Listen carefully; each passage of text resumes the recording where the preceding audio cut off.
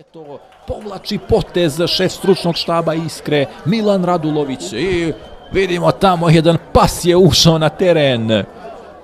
Nije ovo prvi put na ovom stadionu, sjećam se na jednoj utakmici koju sam prenosio ovako iz studija u Danilovgradu, nije to bilo mnogo davno, također ušao jedan pas, ali sada ne znam gdje je taj pas, da vidimo. I još je u granicama terena, vidite tog psa, pleše terenom. Ne zna taj pas koji je rezultat, a ni ne mari za to. Zaista brz je, veoma je brz. Možda ne zna toliko da odigra loptom, ali brzina na visokom nivou. Šta sada činiti s tim? Izaći će sam.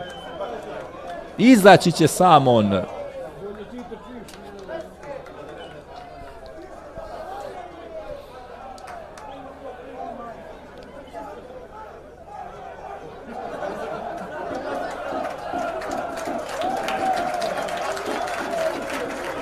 Ili neće baš sam izaći, zaista mu se ne žuri da izađe.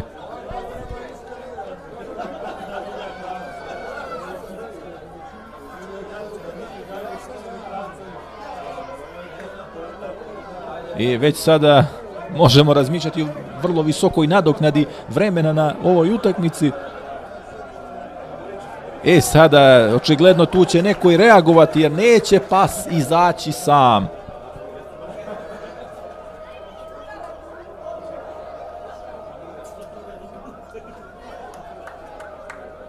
Ako neće sam, onda će neko morati da ga uhvati.